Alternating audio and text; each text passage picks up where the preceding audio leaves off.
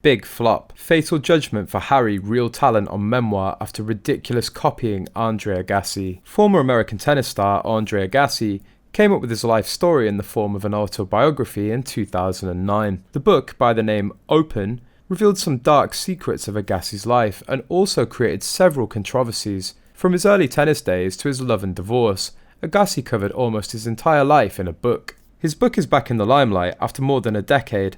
However, this time around, it's not about Agassi.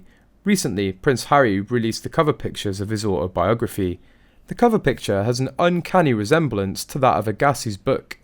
British journalist Piers was quick to point out the similarity and slammed Prince Harry. Piers has made his disapproval clear over Prince Harry's upcoming memoir. This week, he also couldn't resist dragging the book's title, Spare, which is certainly a reference to how William and Harry are referred to as the heir and the spare, respectively. Piers also expressed suspicion that the memoir's release date, January the 10th, was timed to steal thunder from King Charles III's coronation in May 2023. That seems like adequate enough spacing between events, honestly. Yet Piers is passionate on the subject as a staunch supporter of the royal family, and he's been upset about Harry's silence over the crown, with pointed mention that Netflix is also Harry's employer, given the multi-project deal forged by Netflix and the Sussexes. This week, Piers publicly doubled down with an accusation that Harry's book cover was copied, and Harry didn't just hire the same ghostwriter who did Andre Agassi's book. One had a world-class talent for sport, the other a world-class talent for whining. And it comes Piers tweeting with a headline about the royals dreading the arrival of Harry's raw and unflinching book.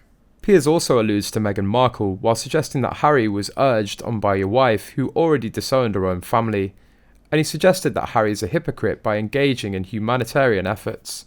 One user also wondered why Piers has chosen not to reinstate your birth name, O'Meara, and continue to use your adopted name.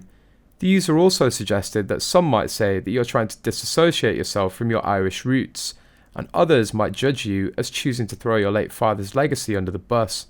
As well, Piers has been known to complain about Harry's wife Meghan Markle. The former Good Morning Britain co-host famously stormed off set and then thanked his haters after he continued to rail against Meghan when she alleged to Oprah Winfrey that she endured racist remarks from the royals. Of course, Piers' irritation with Harry and Meghan might have something to do with his revelation that she ghosted him after one date, so there's that to consider. His memoir, Spare, as in the heir and the spare, is due for release on January the 10th. Its intended autumn release date was pushed back after Harry made some last-minute changes, assumed to be the removal of potentially damning material following the death of the Queen.